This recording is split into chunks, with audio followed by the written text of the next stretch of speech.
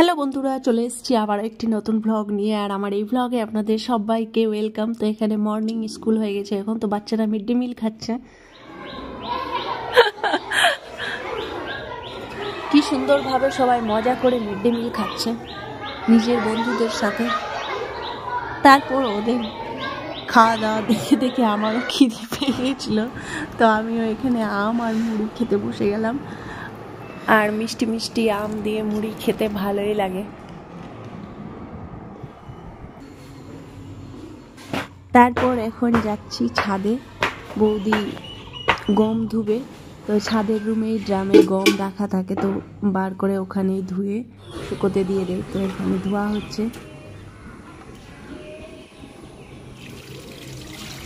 সুন্দর এখানে ধুয়ে নিচ্ছে, ধুয়ে তারপরে শুকিয়ে যাওয়ার পর ভালোভাবে ঝেড়ে তারপরে এটাকে মিলে নিয়ে যাওয়া হবে।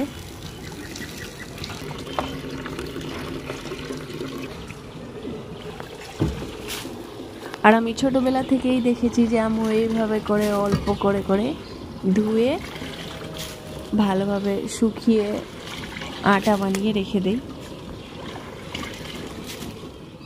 তো হয়ে গেল সুন্দর এখানে গম ধোয়া। এবার এটাকে আধা ঘন্টার জন্য রেখে দিল, জল ঝরিয়ে যাবে, তারপর রোদে দেওয়া হবে।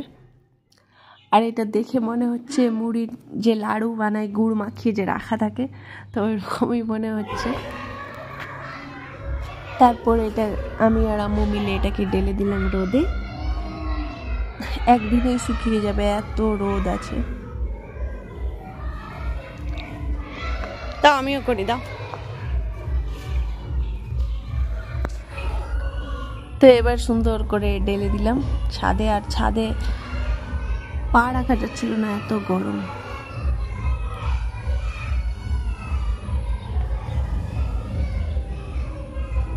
তারপর দুপুরবেলা রান্না হয়ে গেল, ভাত, ডাল আর আলু সিদ্ধ ভেজে নিয়েছি। আর এখানে পটল ভাজা, লেবু, পাঁপড়। তো এইসব খাবার আমার খুবই ভালো লাগে। পয়সা থাকবে সবটা দিত,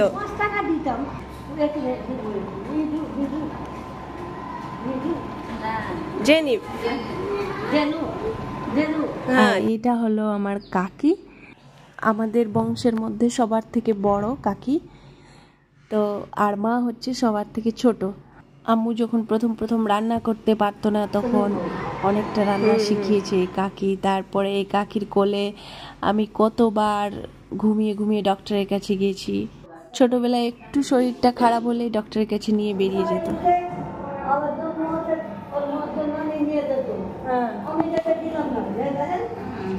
তারপর কাকির সাথে ছোটবেলার গল্প টল্প শুনলাম।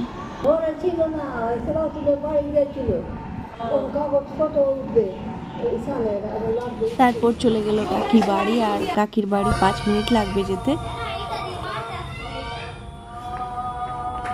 তারপর সন্ধ্যাবেলা এলো জেনি আজকে আমার কাছে পড়বে, কারণ হচ্ছে দিদি আজকে একটু ব্যস্ত আছে। হ্যাঁ, জেড দিয়ে দুটি শব্দ লেখো। তো একটা জেড বলো, হ্যাঁ দুটি শব্দ লেখো। তো জু মানে চিড়িয়াখানা, আর ZIP জিপ মানে চেন।